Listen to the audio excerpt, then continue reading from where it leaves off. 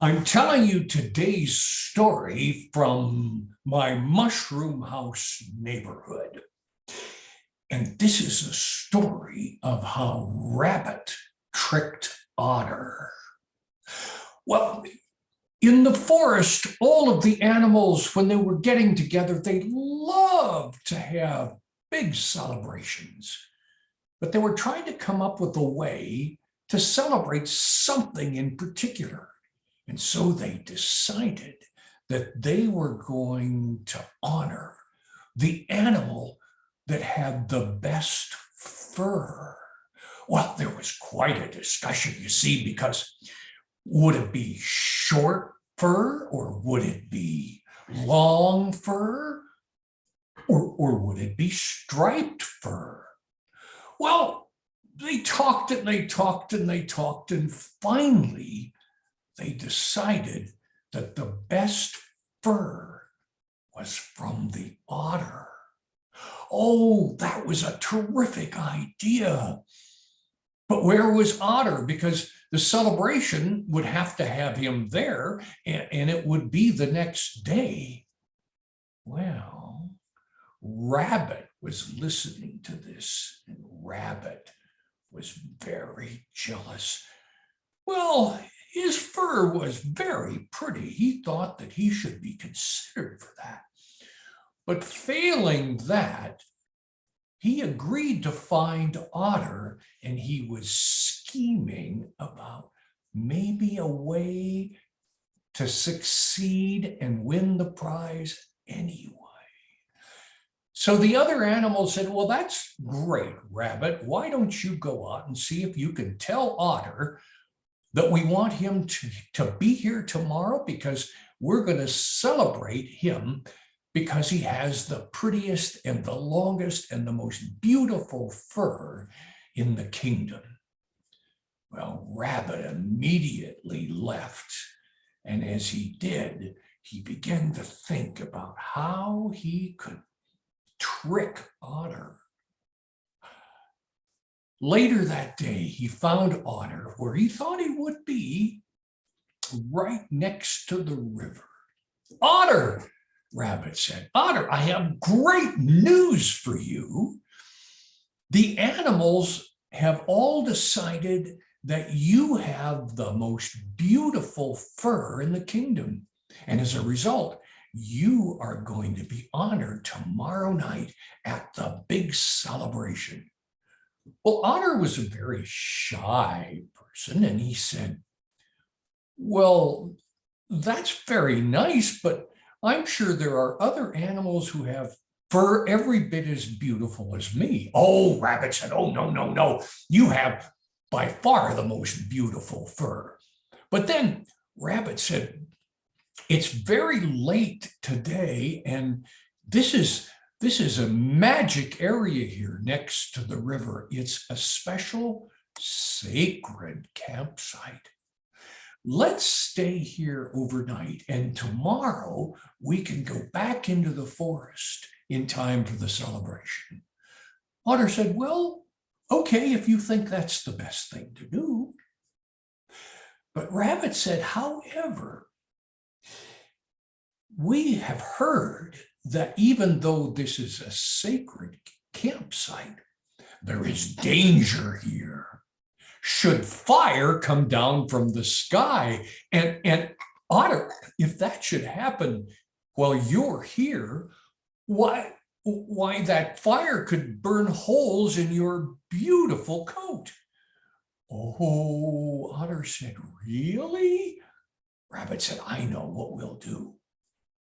When you lay down to sleep, take off your coat and hang it up on that tree, out of the way, with the leaves and the branches above it.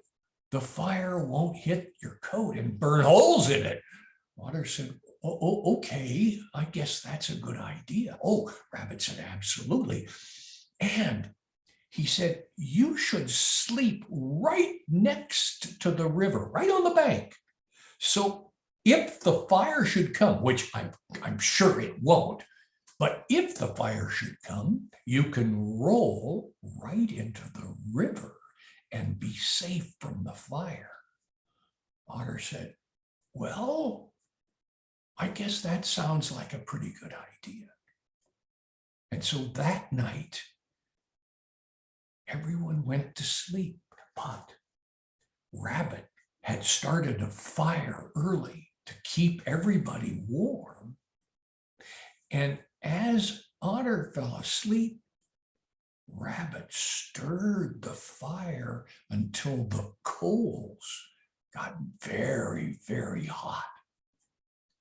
And then he got 2 sticks and he put them underneath the coals.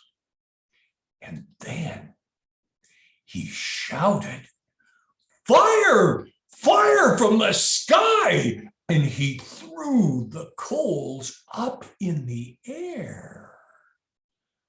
Well, Otter woke up immediately and rolled into the river to be safe. Rabbit was very happy as he went over to the tree and took Otter's fur coat and put it on. And as he walked away into the woods, getting ready to be Otter at the celebration, he tied down his very long rabbit ears with vines, and he wrapped the coat around him. But there was a problem because he had a very long furry tail, so he tucked that underneath the coat. And as he was getting towards the celebration, he realized that he had a rabbit nose with a big crease right in the middle. And so as everybody began to celebrate, someone said, "Oh, there's Otter." And Rabbit, dressed in Otter's fur coat, realized that he had to cover his nose so that everybody would think he was Otter. So he went out into the middle of the area where everybody was dancing, but he put his paw in front of his nose. Somebody said, "Otter, why are you dancing with your paw on your nose?" And Rabbit said, "Oh, it's a new dance, don't you know?" And so everybody marveled how beautiful Otter's coat was as he danced, except for Bear.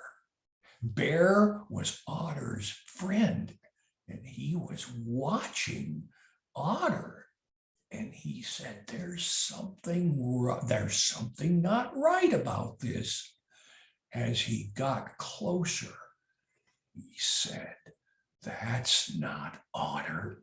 And he reached out with his big claw paw and he whipped away Rabbit's hand, and there was Rabbit's nose. He said, "It's Rabbit, it's not Otter." Well, Rabbit threw off Otter's coat. He began to run away, and Bear captured him, grabbed onto his big long tail, and before he knew it, he pulled it off, and Rabbit got away. Well, about that time, Bear said, look over there. And there was Otter, shivering and coming into the center of the dance area where all the animals were. Oh, Bear quickly ran over, got Otter's coat and put it over Otter. Oh, Otter was so happy. And everyone was so happy to see Otter there.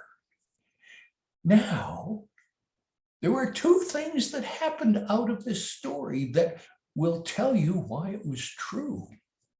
The first was Otter looking at all of the animals and saying, you know, I fell in or rolled into the river because I was being tricked by Rabbit. But once I was in the water, oh, it was really wonderful. And I swam and I swam and I swam, and I didn't even want to get out. And to this day, Otter's relatives, his father and his mother and his children and his grandchildren and all of his nieces and nephews now loved the water. And from now on, if you see Otter, like as not, he'll be in the water. Now, as for Rabbit, with losing his tail, he no longer had that big long tail. All he had left was a little white puff at the end of his bottom. That's the story of how Rabbit tried to trick Otter.